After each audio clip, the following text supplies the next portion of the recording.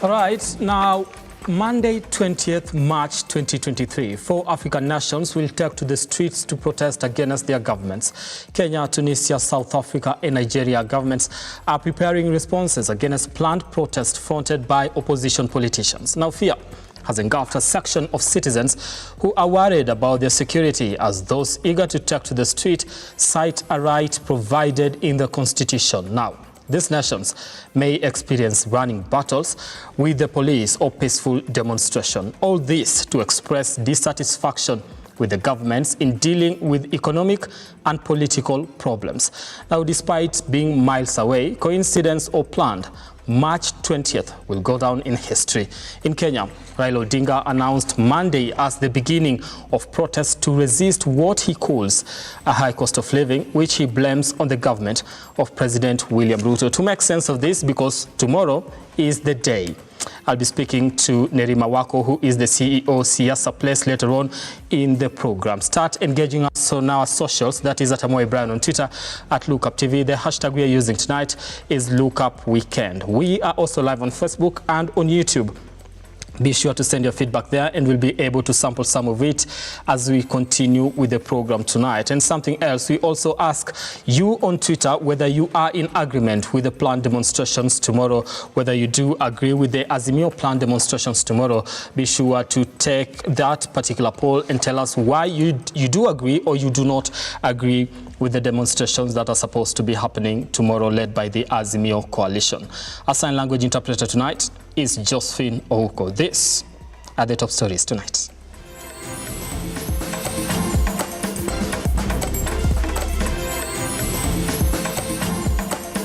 Any person that will participate in the planned demonstration is notified to do so peacefully as guided by the Constitution of Kenya. Tonight on Look Up Weekend, Raila's Monday protest is illegal, Nairobi police boss now claims. Siogope chochote. Baba hana uoga. Kesho ni kesho, sio? Azimio leader Raila Odinga maintains that march to State House on Monday is on. We now want to extend to terrorize the people of Kenya using chaos, using violence, using demonstrations, using anarchy.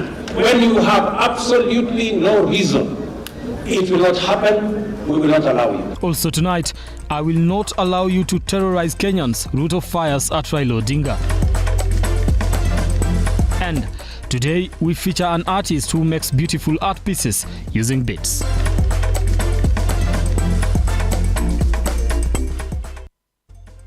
All right, so now let's start this program with stories that will be forming the basis of our discussion later on.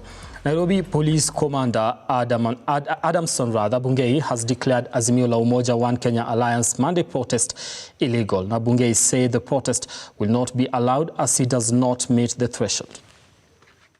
Nairobi Regional Commander Adamson Bungei has said that 2 requests for protest by Azimio la Umoja and the Nairobi business community have been denied for not meeting the legal requirements. This comes hours before the planned protest by the Azimio coalition. Azimio had planned to take to the streets on Monday to demand the government to reduce the prices of basic commodities, electoral reforms ahead of the 2027 election, among other issues. However, Bungei said that they did not notify the police 3 days before, as required by the Public Order Act. According to Bungei, Azimio submitted their request on Saturday at 10 p.m, while the Nairobi business community submitted theirs on Sunday at 8 a.m. They all intended to have different aspects of demonstrations, which Azimio One Kenya intended to have a maandamano mass demonstration, and the businessmen as well intended to have a peaceful demonstration against the same. But for the public interest, I just want to inform you that both of them did not meet the thresholds of the law, and therefore their requests were declined. Both of them did not meet the threshold of the law, and their requests were declined. And therefore I want just to inform public that it has come to the attention of the National Police Service that the Azimio coalition and the business community of Nairobi Bungei also said that State House, where Azimio la Umoja intended to march to, is an unauthorized area. He further assured Kenyans that appropriate measures have been taken to ensure their security and safety. We wish to assure all Kenyans, and persons of goodwill within the city of Nairobi that we have taken appropriate security measures to ensure public safety and freedom of movement to all Kenyans. Come tomorrow. We promise Kenyans, and we wish to inform them as well, that we are ready to secure their lives and property. Come tomorrow. However, we hereby caution that any person that will preach the peace or break the law during the procession shall be dealt with decisively accordingly to the law. I want that to be noted very clear. However, we hereby caution that any person that will preach the peace or break the law during the procession shall be dealt with decisively accordingly to the law. Azimio, responding to the matter, shared a letter they had written to the police boss on the 17th of March, notifying the police of their intention to hold protest. The move by Bungei has been shot down by the Azimio-affiliated MPs, who are citing Article 37 of the Constitution, saying they do not need permission to hold protest. The Ministry of Interior has come out to clarify that Monday is a normal working day, and it's not a holiday as had earlier been pronounced by Raila Odinga due to the planned demonstrations. Kindiki issued a statement saying the National Police Service, in discharge of its mandate of protection of life and property, maintenance of the law and order, and preservation of peace, shall ensure no life or property is lost or destroyed by people exercising their rights under Article 37 or any other provision of the Constitution. Azimio has been calling on supporters to turn up in large numbers in protest of President William Ruto's government on Monday 20th.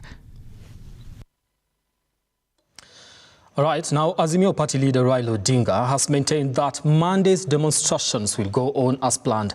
As Shadrack Karera now reports, Odinga stated that Kenyans have a right to demonstrate without approval from the police. This comes shortly after the Nairobi Police Commander Adamson Bungei termed Azimio Maandamano illegal. Odinga spoke in Ongata Rongai in Kajiado County.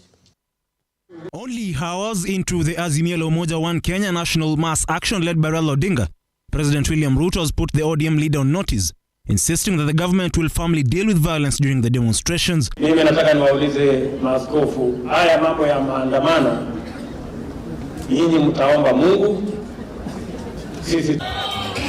Azimio Party leader Raila Odinga completed his quest for rallying his supporters towards Monday mass action with a rally in Ongata Rongai in Kajiado County, with less than 24 hours left before the D-Day. Mama hai. Asanteni sana. During the rally, Odinga asked his supporters to flood in the streets of Nairobi, maintaining that the rally will go on as earlier planned. Katiba mpya haitaji ruhusa ya polisi. Nataka hiyo ufanye kinaitwa notification sawa? Atalifanya tayari. Ukesho Musa sikutishe. Odinga took advantage of the occasion to respond to Nairobi Police Commander Adamson Bungei's statement, stating that Odinga's demonstration is illegal, for it does not meet the set threshold. Odinga arguing that the Azimio coalition followed the right procedure by notifying the police about the demos, which according to Odinga was fair enough, stating that they don't require approval from the police to demonstrate. Walikuwa hawajapata habari. Polisi wamepewa habari. Bwana Poranya aliandikia barua Inspector General ya polisi, akamwambia kwamba siku ya Jumatatu tarehe 20 Kenya zote watu watafanya maandamano.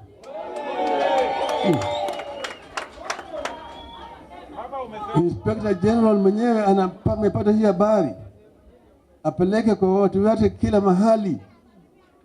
Sasa nasikia polisi ya Nairobi nasema tio hawajapata habari sawa. Hiyo ni upuzi. Polisi kazi yao ni kulinda wananchi, sio kupatia wewe leseni. Wakati polisi walikuwa na peana leseni ilikwisha na katiba ya ile mkongwe. In 7 months we can tell you, in another couple of months if we don't do anything, this country will be no more. Saa hii tunaambiwa kwamba hatuna leseni ya kwenda kufanya demonstration. While we've been talking about this thing for the last more than 1 month, tunaona watu wameenda the dark days of KANU. The Azimio leaders maintain that the demonstrations will be peaceful, warning the police against stirring violence. Tunataka kesho wasikie sauti yetu kwa State House because we are marching on Nairobi. We are marching on State House. Na tunaenda kumwambia ukweli kesho. Sawa sawa? Na hata akiwa kule ndani State House ajifanya hajasikia, kama ofisi tutamwambia vile ofisi iliambia jiwe. Hata ukinyamaza huko ndani ya State House umetusikia. We will do it peacefully as provided for in the Constitution, and we do not intend to harm any property or any person. And we will do it until the government ambao wako kwa ofisi wametoka wameachilia viti ambao wamesikalia kwa ajili isiyofaa. The demonstrators, according to Odinga, will gather around the parliament before starting the demonstration. Kwa sababu tunasema kesho ni kesho. Kesho ni kwa Wakenya wote. Sawa? Saa 12 wamefika kule KCC. Shedra Kareria, Lookuptv. Right, now still on the Monday 20th demonstration, President William Ruto has taken a swipe at the Azimio leader Raila Odinga for his planned demonstrations, insisting that his administration will not be blackmailed by the protests. Now, as Ian Keitani now reports, Ruto was speaking at a Thanksgiving service in Nandi County. Only hours into the Azimio la Umoja One Kenya national mass action led by Raila Odinga, President William Ruto has put the ODM leader on notice, insisting that the government will firmly deal with violence during the demonstrations. Mimi nataka niwaulize maaskofu, haya mambo ya maandamano, nyinyi mtaomba Mungu, sisi tutapambana na hawa. Mr. Raila Odinga has no reason whatsoever.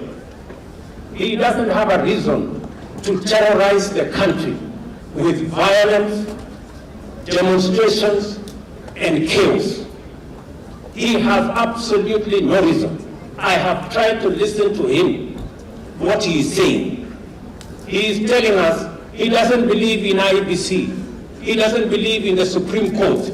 He believes in a whistleblower.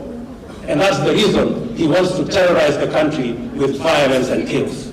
Addressing a congregation in Nandi County, Ruto castigated the former premier for resorting to protests, insisting that he will not be cowed as it is his mandate to protect every Kenyan. Mimi nataka niwahakikishie Wakenya ya kwamba huyu muungwana tunamjua. Ametesa watu wa Nyanza. Amefanyia watu wa Nyanza fujo, vita, maandamano. Amewauzia uoga mpaka karibu awafanye kuwa watumwa. Na sasa anataka kueneza hiyo mambo ya fujo na vita na mambo hiyo ya kutisha watu na kupiganisha watu, aeneze kwa Kenya mzima. Mimi nataka niwaambie hiyo hatutaruhusu na haitawezekana na haitafanyika. Deputy President Rigathi Gachagua on his path rubbished the talks of another handshake, eating out at former President Uhuru Kenyatta. How ungrateful can you be with your brother Uhuru Kenyatta to fund Azimio to create chaos in Nairobi, to come and destroy property? But please, Uhuru Kenyatta, nakuomba, within the few remaining hours, look for your brother, tell him to stop that nonsense. Leaders of majority in both houses called out Raila Odinga and his troops, urging the president to stand firm. Najua mimi nikiwasikiza wale viongozi wa Azimio wanasema ni haki yao kuandamana na kwamba it is provided for by the constitution. Na mimi nakubaliana nao, nasema hiyo ni kweli kabisa. But I want to challenge them also to stop reading the constitution the way some drunkards read the Bible. Raila Odinga is a mercenary for hire. And the person who is bankrolling these demonstrations is your predecessor, Mr. President. Your Excellency, tunaomba ya kwamba huyo Raila Odinga aheshimu constitution in its entirety na tutaweza kuelewana. Ruto was accompanied by various leaders, including Musalia Mudavadi, various cabinet secretaries and political leaders. Ian Keitani, Lookuptv.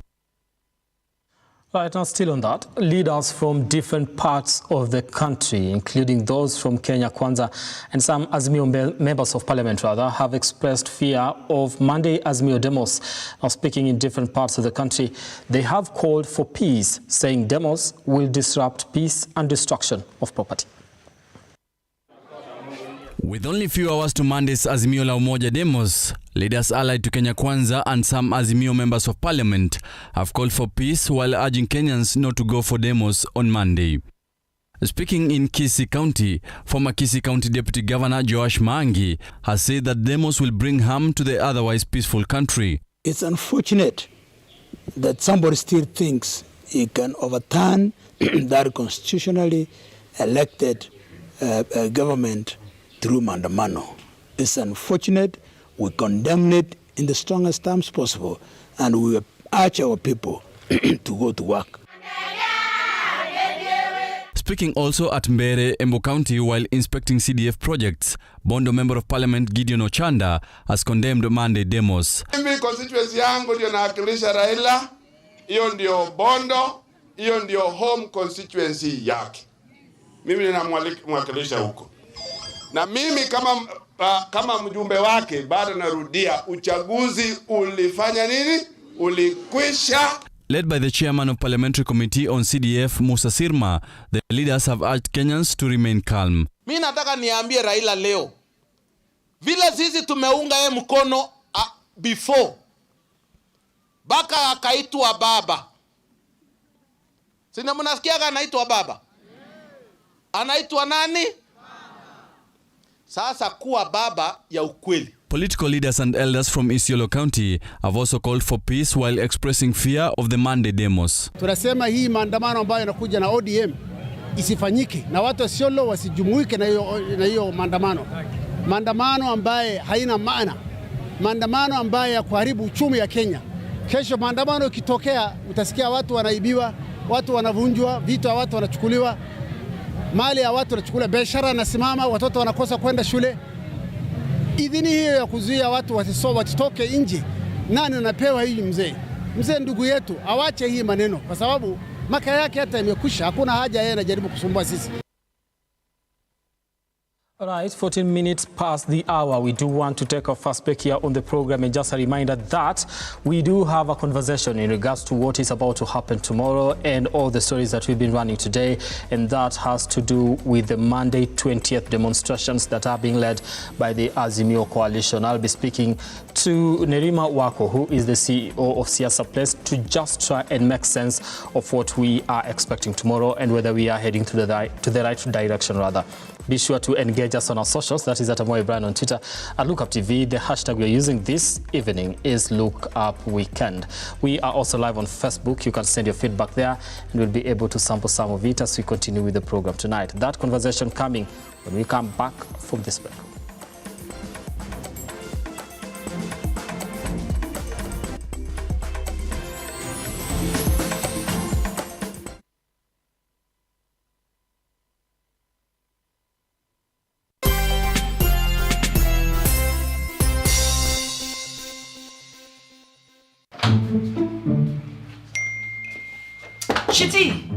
Shiti. Oh, bafu nachelewa. Sijui ni yeye ndio ndio tamani gani kati ya hizi.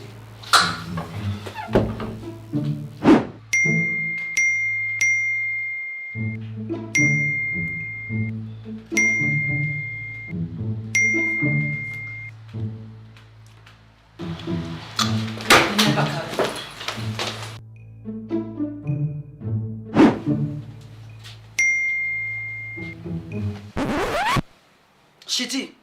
Tuko na kutext adusi kwa manane. Si ndoto. Imagine nimekata mita. Ati mita? Kamata mita instant na Lotto. Draws ni 24 daily, yani kila saa na 50 bob unashinda zaidi ya shilingi milioni 1. Sio ndoto, unangoja nini? Cheza Lotto, it could be you. Nenda kwa M-Pesa paybill number 777 000. Andika neno Look kama account number. Cheza na kati ya shilingi 50 hadi shilingi 2,000 na ushinde sasa. Raundi hii ni more draws, more cash and big wings na Lotto. Over 18s only. Gaming can be addictive. Play responsibly. This message has been approved by the BCLB.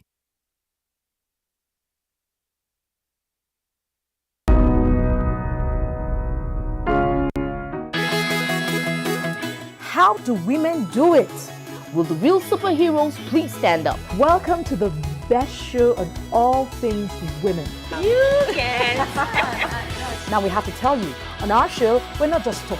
We're mothers, wives, working women, your hosts, and the list goes on. We also know how to relax and have some fun. It's living the life. Yes, it is.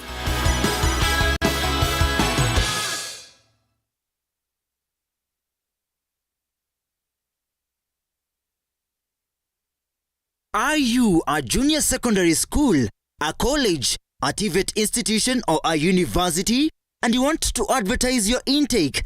Book now and advertise with us today on both Lookuptv and all our digital platforms. Call us today on 011 0430 158, 011 0430 158, or email us on sales@lookuptv.co.ke.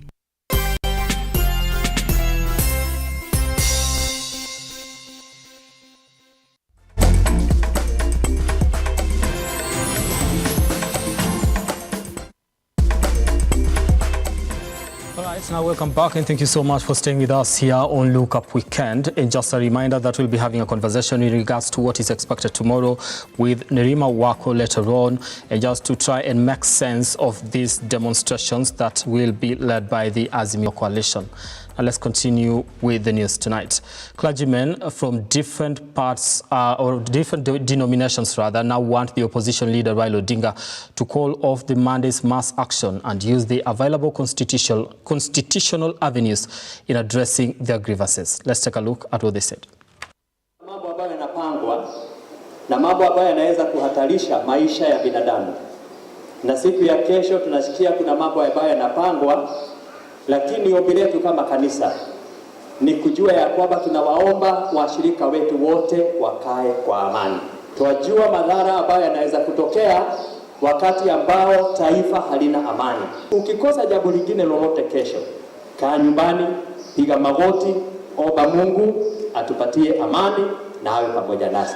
Wakati wa kusimama uhesabiwe kati ya wale wanaosema lazima kuwe na amani kwa taifa letu.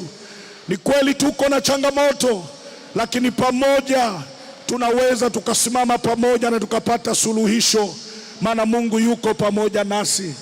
Sote tunahitajiana. Serikali inahitaji wale ambao wako kwa upinzani, na sote tunaweza kuungana pamoja na tukajenga taifa la Kenya. Tumesafa na njaa, tumesafa na wakati wa kupiga kura.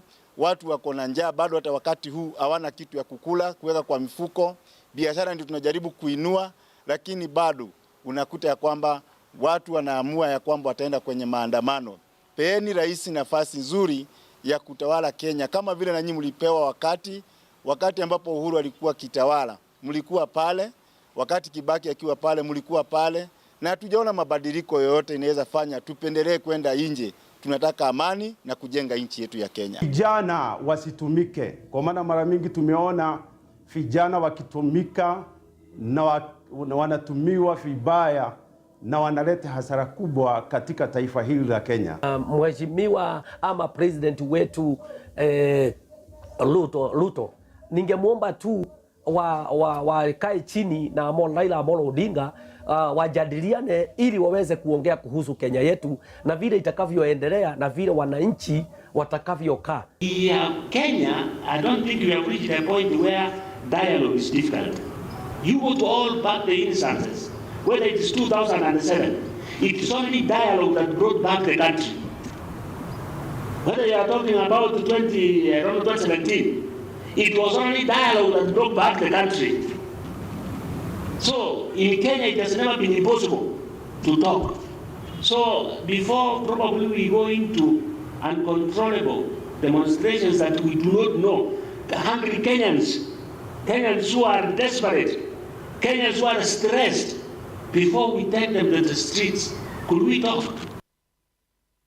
All right, now that is one of the stories that is forming the basis of our conversation tonight. I'm speaking to Nerima Wako, who is the CEO of Siasa Plus. Thank you so much, Nerima, for making time for this conversation tonight. Hello, Nerima?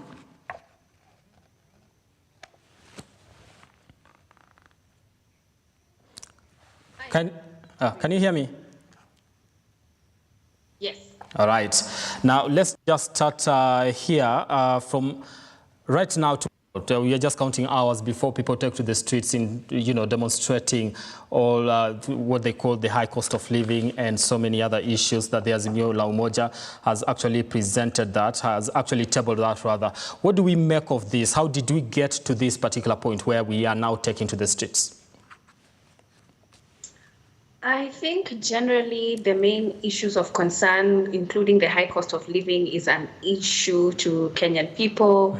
People definitely feel the pinch of the economy, and we've seen that the dollar, the shortage of it, and the shilling being weak, people's businesses haven't been doing well. So people definitely feel a pinch in regards to the economy. And we've also seen the rise of taxes and fuel.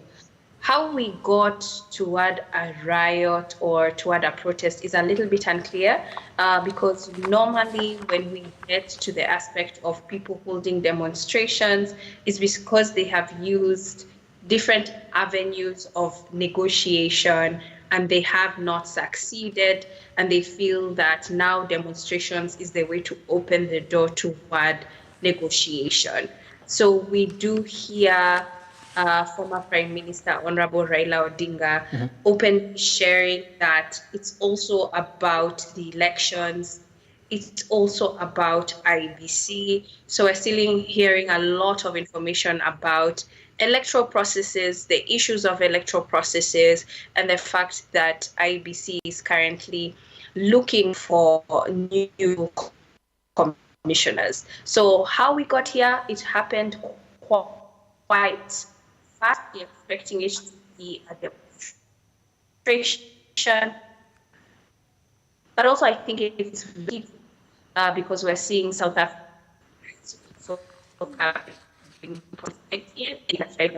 is very pan-African.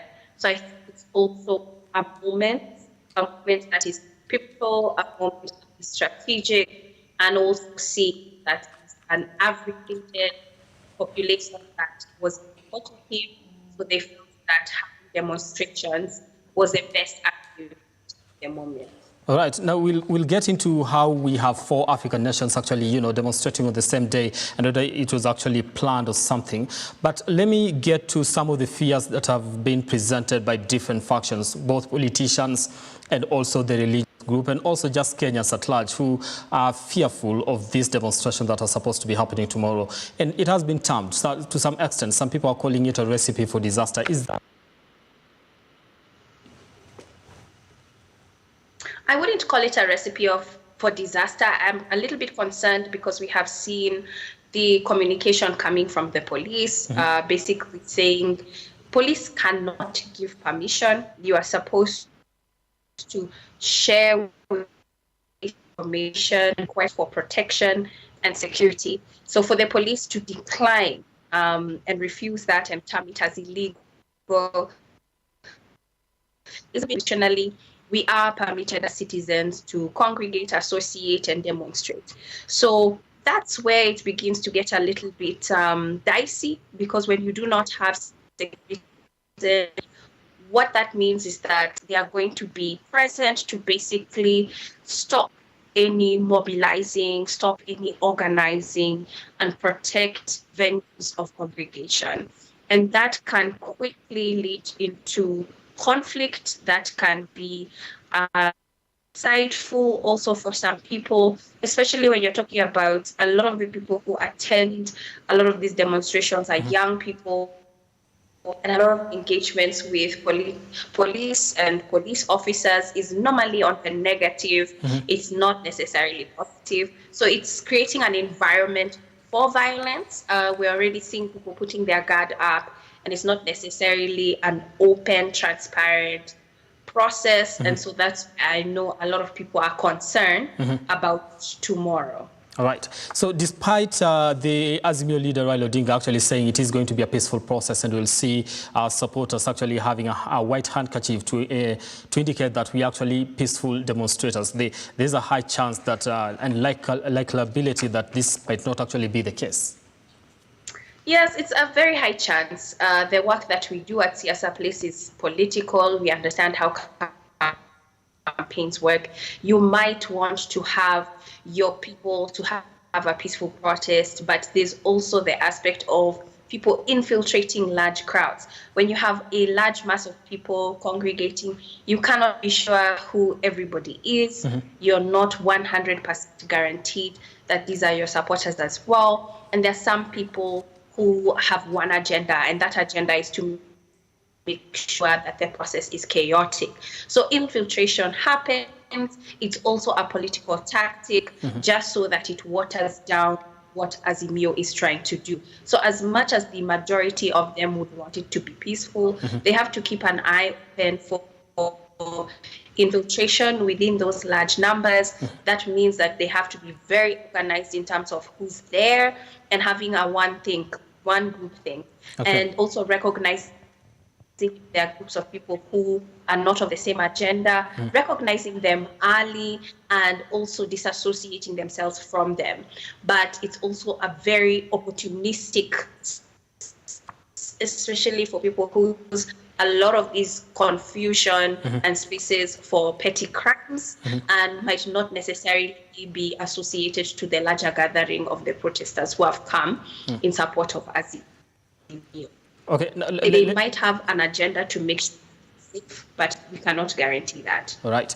Let me throw something to you too, because I saw some communique from the UDA party, and that's the Secretary General, in terms of retaliating to this. They will also be holding counter demonstrations, but now they are targeting the houses of these principals. That is Eugene Wamalwa, talk of Raila Odinga, Kalonzo Musyoka, and also Martha Karua. And in that communique, they actually said 20,000, youth will be demonstrating. And we actually do need police protection in regards to this. Is this the right way to go about it? Absolutely not. I think we're losing the essence of why demonstrations are part of our every right. It's the fact that people utilize this mechanism as opening a door to negotiation. So this sounds like intimidation. When you're saying of young people towards someone's house and you are targeting specific homes and not necessarily the leaders, then we do have an issue there. So to me, this appears to be intimidating.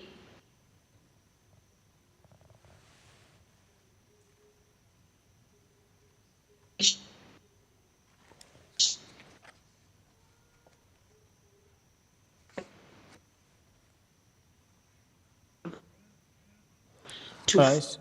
We are having a little bit of a technical hitch. We seek to sort that out in just a short while and maybe wrap up this conversation with Nerima Wako. I don't know, is it okay?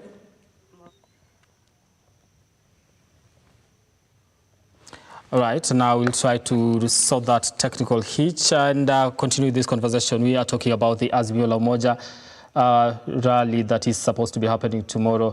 Nerima, we had a technical hitch a little bit, but I want us to, wrap up on this conversation. Let me ask you, in regards to this, because some people do say it is a selfish agenda from the opposition, and others say it is a people's agenda, because at the same time, we are complaining about the high cost of living, which is something that is actually true. But when you look at the Azimio coalition, they also have other issues that they want to, rectify before we get to the election in 2027. And this has to do with the Election Commission. Is it a people's agenda or the opposition's agenda? I think that all interests have an element of selfishness, but there's also an aspect of the people's agenda. Because even when you hear of some of the other reasons that they're putting forth, including the high cost of living, it's an issue that's affecting several Kenyans to date. Many children are not in school, some of them can afford their basic needs. So there are people who are passionate about this issue. But all political interest is first selfish, and then secondly, we begin to see the interest of community. So for me, I would say IEBC elections and 2022 shouldn't be the first on the agenda because they're going to lose a lot of support.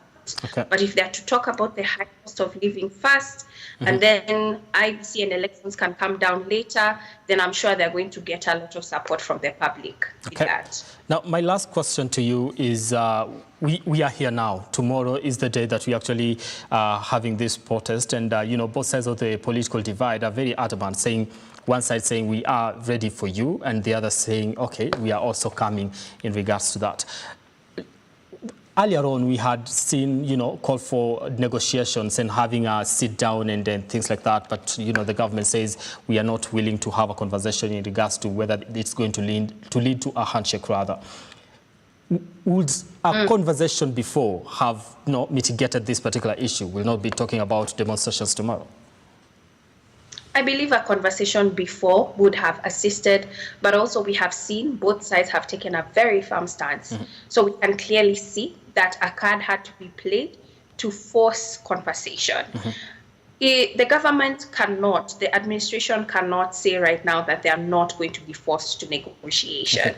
We're talking about an individual candidate that had a large support base. And that is going to matter in terms of understanding the dynamics of the country, the support base that he has, and finding a way to also listen to that part of the country and understand supporters, because there are grievances that are real in several regards to that. So a negotiation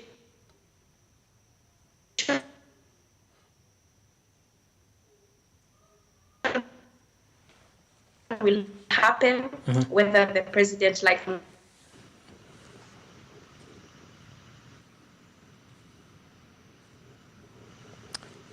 All right, now that is Nerima Wako, sorry. We do have a technical hitch, but we're just winding up with that conversation. Thank you so much, Nerima, for your time and your insights in trying to make sense of the news today, and you know, analyzing what is expected tomorrow, whether we are headed to the right direction or not, and what could have been done different to see a different outcome. All right, away from that, farmers from Chakama Magarini sub-county in Kilifi County counting losses after their farms were invaded by wild animals from the nearby Tsavo East National Park, with herders from a nearby county have also accused of driving hundreds of heads of livestock in their farms. Sami Adika narrates. As the adverse effects of drought continue being experienced in different parts of the country, more than 100 farmers from Magarini sub-county in Kilifi are now demanding compensation from the national government for the loss they have incurred after wild animals destroyed their crops. Kama imeenda safari 7 Langobaya, OCS juzi aliniambia nikodishe gari nije nishike wale wachungaji wapelekwe huko, wapelekwe Malindi, washtakiwe, wafungwe. Juzi waliniambia nichukue gari niwalete maofisa hapa wapige picha, nikawaleta. Sasa hivi bado wachukue hatua, wasema nichukue tena gari nyingine. Hazo pesa kukodisha gari kila siku tutazitoa wapi? The farmers claim that their efforts to claim compensation have been hit by unrealistic demands, as they are requested to provide a proof of land ownership before they qualify for compensation. Tunanunua petroli huko Langobaya, tunanunusia maji, mimea ikianza kuwa tayari, wanyama wa pori na mifugo wanakuja kuharibu, tunarudi tena hatuna kitu. Tukienda serikalini tunaambiwa tunaulizwa title deed na hiyo shamba kama iko na fence. Sasa sisi hatuna uwezo wa kuweka fence mashamba yetu. Sasa kama hatuna uwezo wa kuweka fence mashamba yetu, ina maana ni tusilime au tufanyaje? The farmers have highlighted the high cost of farming as a major sink to their business, and the government should urgently compensate them. Kulima ni mgumu sana.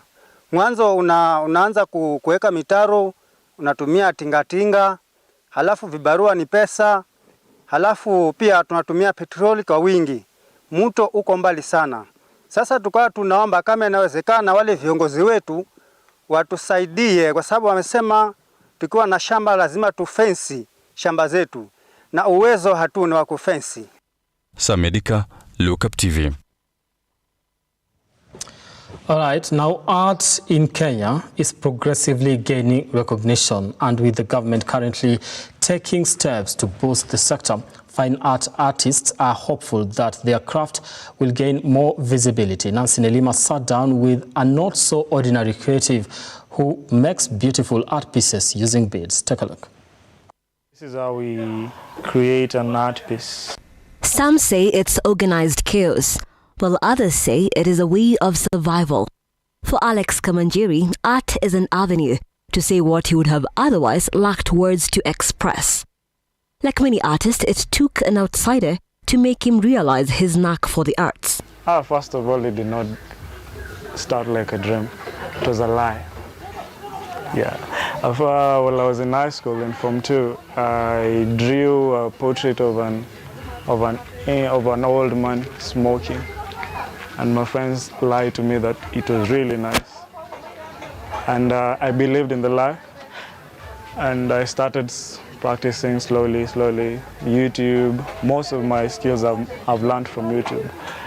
And soon enough, I became good. I became that good. In line with the legendary 10,000 hours rule, Alex says he has put in the work and is certainly on his way to achieve true expertise. He reminisces proudly the first time he earned from this trade. Okay, yeah, it was a portrait of an old madam. Yeah, she wanted me to draw her. Then I remember it was a small A3 size piece. Yeah, it was really nice. It was a really high pressure because once you're used to drawing just for yourself and you're being given a commission for the first time, there's a lot of pressure in your head, not because you're good, because you think you want to put your best into it. So at the sound of art, many people think of a drawing, but rarely do we think of beads on an art piece. I used to do portraits, a lot of portraits using pencil, and in the gallery that I exhibit, I saw a piece by a lady called Christine Okumu. I've never met her. I would love to meet her one day. It was a mixed media art. It was a kitenge and some beads. Yeah, if I'm right, yeah. So some triangular abstract work. And an idea popped up.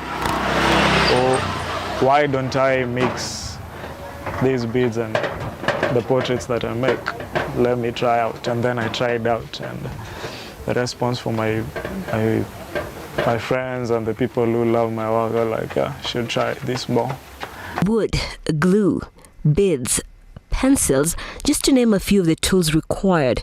The process can be demanding. It depends with the size and also the size of the beads that you're using. Yeah, and also the intricacies, because there are some more detailed artworks than others. When swamped with work, Alex retreats because time is an essential part of the craft. And we start by sketching the piece. And this piece is already sketched and it's already painted. So the reason as to why we paint before is because the beads has holes. And the holes, if the background is different from the image, it will create a different effect. So you have to paint the background first. And let's do a part that we've already painted. Where do we? Okay, let's start by this part here. So you start by placing the wood glue. We use wood glue because it's on plywood. Make sure it does not spread.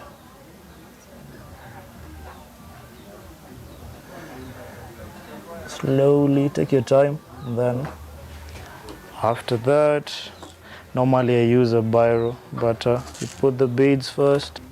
You don't just spread, but you can also use something that has a sharp tip, like this, by placing it and arranging it slowly. First, you start with the edges. Move them slowly. After all the time, energy and creativity, it's no wonder why art pieces are deemed expensive. I'm doing my own project. Most of the time it might be more expensive because it's my own project. But there's some images that I just create that I sell at a reasonable price, depending on the size and the intricacies, the details and stuff. For example, the A3s, most of the time they range between 5 to 12K. So the A3s, this one's, this is an A3. And as we go up, the money goes up. With art galleries steadily becoming popular around Nairobi, this 21-year-old artist is keen on penetrating the market. Currently, I'm exhibiting at a gallery in Karen, Waterfront Mall. It's called the Gallery. And on Saturdays, I take my works to a market. It's called Organic Farmers Market. Yeah, it's also in Karen, around Karen area, Marula Lane. That's where currently I'm getting most of my sales, the gallery and the market. But also I get from people from IG, from the net. They reach out if they want portraits or if they like what I've posted and they want to buy, they also contact me there. For 2 years now in the beaded art world, his inspiration comes from everyday life experiences, emotions, and the power of observation. Sometimes it comes in words, sometimes it comes in images. So I have to write things down. I have a diary where I write my ideas from. As an artist, Alex hopes the pieces he makes will capture a moment in time. But many times, the complexities that exist within the art world are a handful. I can say it's a risk to some extent, because you never know. You never know if you're going to earn from it or not.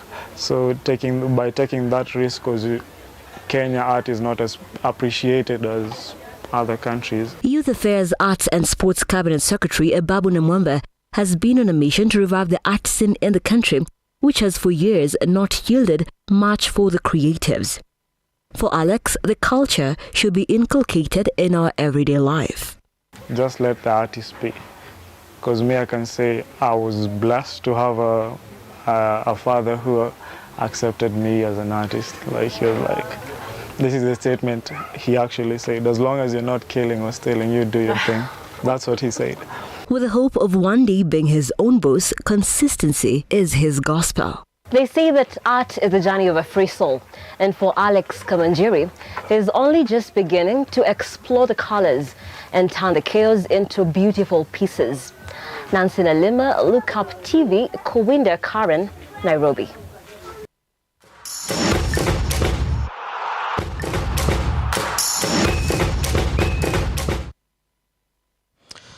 All right, now Soccer Sisters team proceeded to the round of 16 of the FKF Cup after edging out Kangemi Ladies 4-3 in post-match penalties. I am so grateful that we've qualified for the next round, and I want to say thank you to my team for managing to fight till the end. Now, moving forward, I believe what is needed from us is more training, more focus, and I believe also we